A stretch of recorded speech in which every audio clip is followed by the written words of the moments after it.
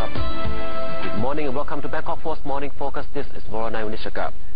And I'm Pichai Chunsukswat. Kun Voronai, you had a good weekend? I did have a very good weekend in Phuket, in fact. Well, that's good. I had a quiet one in Bangkok. We've got a couple of interesting stories today. Right. One of the biggest news from over the weekend is Red Shirt leader and Pheu Thai Party MP Jatuporn Phompan, who is pressuring the government to pay 10 million baht compensation for each of the 92 people killed in the crackdown of protesters last year. Right. But there's also one story over the weekend is whether former Prime Minister Thaksin Shinawatra would be allowed into Japan. Well, that ban has been lifted. He will be going into Japan, and there's discussion about whether his diplomatic passport will be returned to him. But let's go to the Thai newspaper headlines, and the first we have is Thai Rat, where it says teenage motorcycle gang attacked and 4 injured. Now, this is not the first incident, and it's unlikely to be the last, as yesterday 2 cars followed a teenage motorcycle gang in Siricha.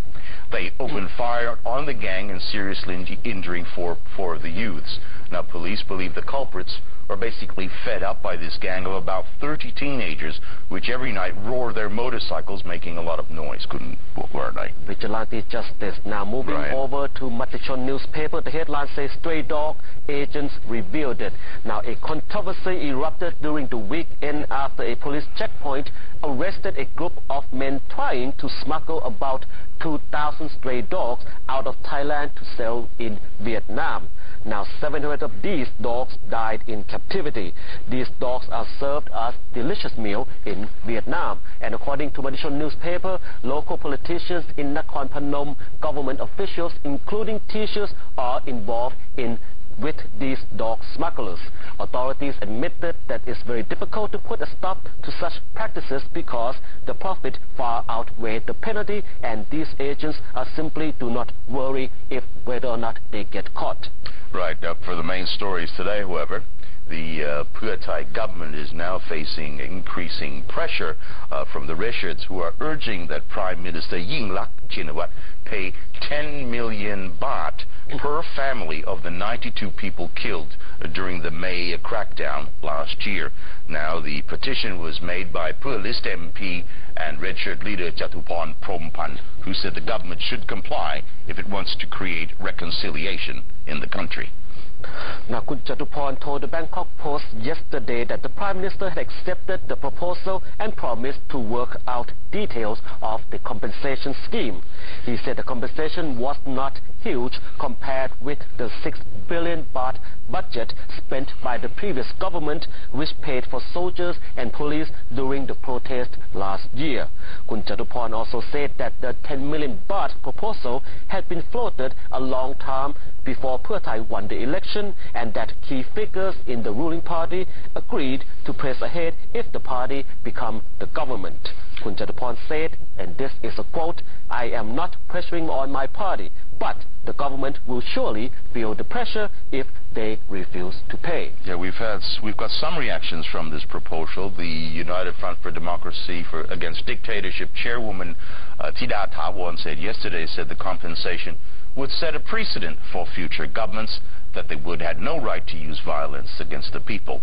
However, she admitted she had no idea about the 10 million baht compensation proposal, since Kun Jatuporn had never discussed it with the UDD. She said what's more important is that the government must speed up its investigation into the incidents and bring those involved in the killings to justice. Meanwhile, the People's Information Center for the April-May 2010 crackdown said the government should set up a fund to help people affected by state policies and actions, including the crackdown on political demonstrations. The center has also agreed that compensation for families of 92 people killed in the crackdown should increase because the existing figures were far too low.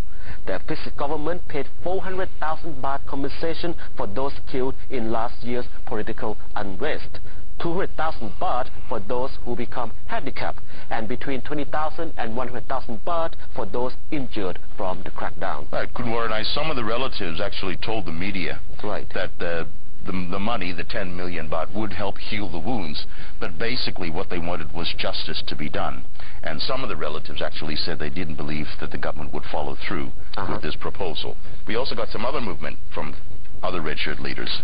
And also in related news, Kun Kwanchai Paipana, the Udon Thani-based red shirt leader, said 9 Pheu Thai MPs will today use their MP status as the bail for the release of 25 red shirt protesters in the northeastern province. Kun Kwanchai also said that he discussed the issue with Justice Minister Kun Pracha Phomnok, and the minister promised to seek their release from the court.